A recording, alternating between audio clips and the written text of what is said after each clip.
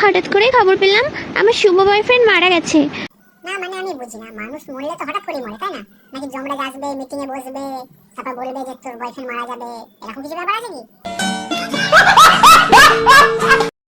কিভাবে মরেছে জানো? গাড়ি অ্যাক্সিডেন্ট করে। তারপরে কি করব, রেডি হয়ে যাচ্ছি, এই প্যান্টটা আমার শুভ বয়ফ্রেন্ড দিয়েছিল, তো এটা পরলাম আর একটা টপ পরে নিয়েছি। আচ্ছা, তোর শুভ বয়ফ্রেন্ড কি তোর প্যান্ট গিফট করার সময় তোর ওইটার মাপ নেয়নি? না মানে কোমরের মাপ নেওয়ার কথা বলছি, মানে প্যান্টটা তো খুব বড় হয়ে গেছে তাই বললাম। তারপরে দেখি যে আমার প্যান্টের চেন আটকায়নি, তো চেনটা আটকে নিলাম। তো শুধু শুধু কেন চেনটা আটকালি? চেনটা তো খোলা রেখে যেতে পারতিস, মানে শুভ বয়ফ্রেন্ড তো লাস্ট বার হলো দেখতে পেতে একবার। তারপরে আমি যদি কালো হয়ে যাই তারপরে তো আমার আর কোনো বয়ফ্রেন্ড থাকবে না, তার জন্য আমি এই শার্টটা পরে নিয়েছি, কারণ আমার বয়ফ্রেন্ড এখন নেই, মারা গেছে, এখন তো আমরা আরেকটা পটাতে হবে, তাই। रहा नहीं जाता, तड़प ही ऐसी है ना। কি করবো, মন খারাপ লাগলেও কিছু করার নেই, এখন একটু মুখে মেকআপ করবো, এটাকে কি বলে জানি না, তো মেখে নিলাম। ওটাকে লেওড়া লোশন বলে, যেটা তুই মাখলি।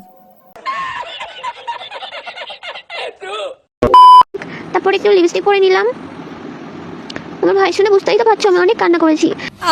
হ্যাঁ বোন, বোঝাই যাচ্ছে তুই কতটা কেঁদেছিস। এত কেঁদেছিস যে তোর বিচি মাথায় উঠে গেছে। ও আচ্ছা, তোর বিচি নেই।